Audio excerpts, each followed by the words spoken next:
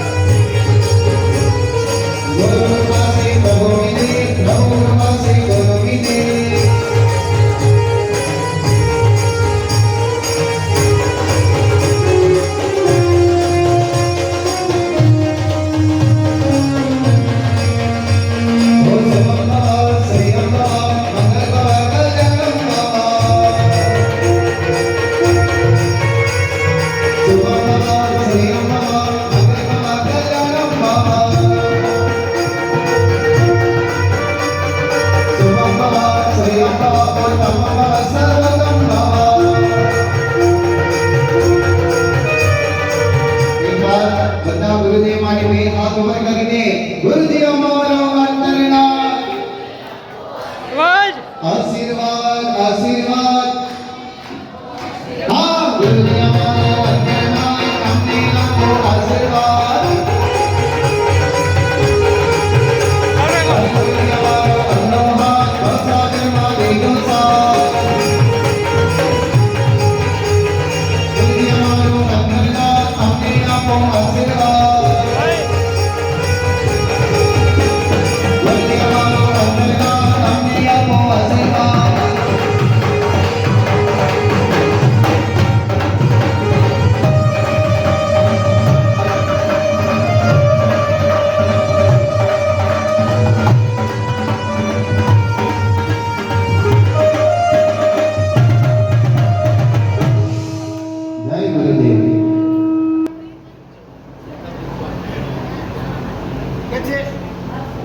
मीरा ने पुकारा और कृष्ण चले आए।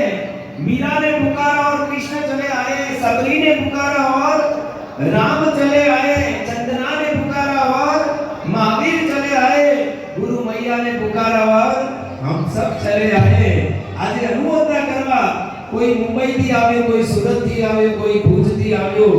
अलग अलग વલસાડ અને સુરત થી બધેથી આવ્યા છે મુનિશાળીઓ। એક જ ભાવ છે, આટલી ઉગ્ર તપશ્ચર્યા મારા ગુરુ મૈયાએ કરી છે। ચોક્કસ એમનું પારણું, એ પારણાના પ્રસંગને દીપાવા આપણે આપણી અચૂક હાજરી જોઈએ અને ખરેખર આનંદ છે। આપણી વાત હતી મા મહોપાતે યશોવિજયજી મહારાજે તપસ્વીના 5 લક્ષણ બતાવ્યા। સૌથી પહેલા કહ્યું તપ ગુણ ઓપે। એમના તપની તેજ એમના મુખારબિંદુ પર દેખાય, કારણ કે જેમ જેમ આત્મા તપથી તપતો જાય ને તેમ તેમ એના આત્માની શુદ્ધિ થતી જાય। પરમાત્મા કહે છે કે સુખ ભોગવા નથી, તપશ્ચર્યામાં છે। આપણને કાન બે મળ્યા છે જયદીપભાઈ, કાન બે મળ્યા છે। કામ કેટલા છે? એક જ સાંભળવા, બરાબર કે નહીં? આંખ બે મળી, કામ એક જ છે કમલેશભાઈ જોવાનું। નાકના છિદ્ર બે મળ્યા પણ કામ એક જ સૂંઘવાનું। પણ આ જીભ એક મળીને કામ બે છે, ઉલટું છે। જીભ એક મળી કામ બે છે, ઇનકમિંગ અને આઉટગોઈંગ। જ્ઞાની ભગવાન તો કહે છે કે ઇનકમિંગ અને આઉટગોઈંગ ઉપર સંયમ રાખે ને એ જીતી જાય. એ આ મનુષ્ય જન્મ જીતી જાય. અંદર શું લઈ જાવું અને બહાર શું બોલવું આ બે ઉપર જે કંટ્રોલ રાખે ને એ જીતી જાય. અહીં પૂછ્યું છે જીતમ કેન, કોણ જીત્યો કહેવાય? જીતમ કેન, કોણ જીત્યો? રસોઈ એનો. જેણે રસનાને જીત્યો ને એને જગતને જીતી લીધું. કારણ કે વિશ્વ વિજેતા બનવું સહેલું છે, ભાગ્યશાળી, પણ જાત વિજેતા બનવું અઘરું છે. ને જે રસના ઉપર કંટ્રોલ કરે ને એ જાત ઉપર કંટ્રોલ કરી શકે.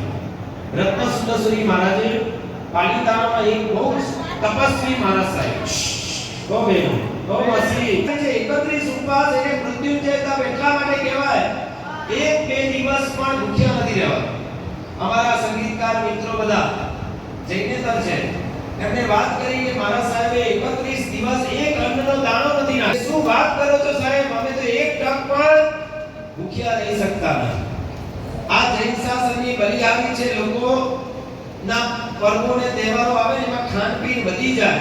જ્યારે આપણા પર્વ આવે ત્યારે નાના નાના છોકરાઓ પણ બેઆસના કરે, એકાસના કરે, 28 ને 8 કરે. અરે માસક શમન સુધી પહોંચી જાય, સિદ્ધિ તપ અને વર્ષી તપ આવે, તપશ્ચર્યાઓ કરતા હોય તો સૌથી પહેલા એના આત્માનું તેજ વધે, કર્મો ખરવા લાગે અને આત્માનો તેજ ઝળકી ઉઠે, તપગુણ ઓપે. બીજા નંબરમાં રૂપે ધર્મને. આ તપસ્વી છે ને એની આ સમાપ્તિ નથી, એનો આ આરંભ છે.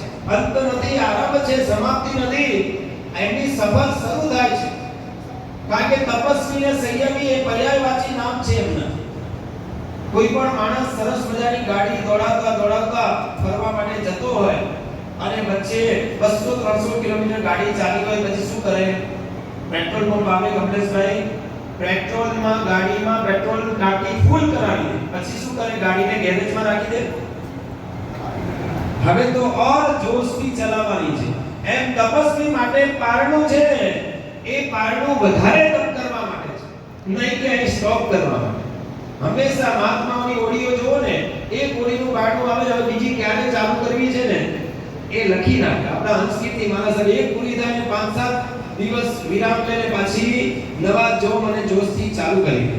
આપણા બધા જ આ સાધ્વીજી ભગવંતો છુપા રત્નો હોય, તમને ખબર ન પડે કે આમાં કેવા કેવા કોઈ દિવસ તપની જાહેરાત ન કરે. આ તો મહારાજ સાહેબના સંસારી પરિજનો અહીં ચોમાસું કરાવે છે એટલે ખબર પડી જાય, ઘણીવાર લીક થઈ જાય વાત. બાકી ઘણાને ખબરમાં ભણતા હતા. અને ચંદ્રશેખર મહારાજ સાહેબને એક મહાત્માએ કહ્યું કે સાહેબ આજે મને કંઈક વપરાવશો. હવે ચંદ્રશેખર મહારાજને ટાઈમે ન હોય પણ એને એમ થયું આ શિષ્ય મને કંઈક વપરાવવાનું કહે છે એટલે પૂછે છે કે આજે કંઈ પારણું છે? હા ગુરુદેવ, આપની કૃપાથી તપ સારો પૂરો થયો. એમ શું થયું ગુરુ? કે સાહેબ આજે ગઈકાલે સોમી ઓળીનો સોમો ઉપવાસ હતો, આજે સોમી ઓળીની પારણું છે. પોતાના ગુરુદેવને ખબર નથી તો સગાવાલા તો ક્યાં, અરે ગુરુ ભાઈઓ ક્યાં? અને એ બીજા કોઈ નહીં, ગિરનાર તીર્થ રક્ષક હેમ વલ્લભ સુરીશ્વરજી મહારાજ. કેવા તપસ્વી! અરે એમના ગુરુ રક્ષિત મહારાજ સાહેબ, અરે એમના એક ગુરુદેવને જ્યારે 400-500 આંબીલ કરતા હતા, લગભગ 485 જેવા થઈ ગયા. કેટલા? 485. અને ગુરુદેવને કીધું ગુરુદેવ 500 આંબીલની હાલત સારી ચાલે છે, આજે 485 થયા. સાહેબ કે આપણે રેકોર્ડ બનાવવાનો છે, સાધુને રેકોર્ડ ન હોય. મેં આમ કર્યું તેમ કર્યું, કાલે તમે પારણું કરજો. કે શું કહે છે? પારણું કરજો, તપ ગુણો ઓપે રોપે ધર્મને. અને એમને બીજા દિવસે ગુરુ આપના તહતથી 485 આંબેલે પારણું કરાવ્યું. એમના કે સાહેબ હવે 15 બાકી છે, કરવા દો તો 500 તો પૂરા થાય.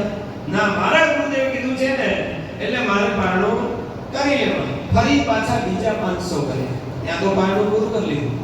100 કોડી પુણ્યશાળી જીવનમાં ગુરુ સમર્પણ જેવી કોઈ જ આરાધના. ગુરુ કે તારે તમે ઉપવાસ કરો તો તમારો ઉપવાસ ફળીભૂત ન થાય, નવકારથી ફળીભૂત થાય. અને ખરેખર તપગુણ ઓપે, બીજા નંબરમાં રોપે ધર્મને.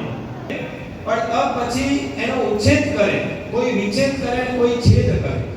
તમે કો દીપકભાઈ ઉછેદ વિછેદ ને છેદ કરો. ઘણા આમ બધા કામ કરે ને એટલે પરીક્ષામાં આપણે કરી લઈએ, આપણું નામ થાય. અત્યારે જલ્દી લોકોને પ્રસિદ્ધિ મેળવવી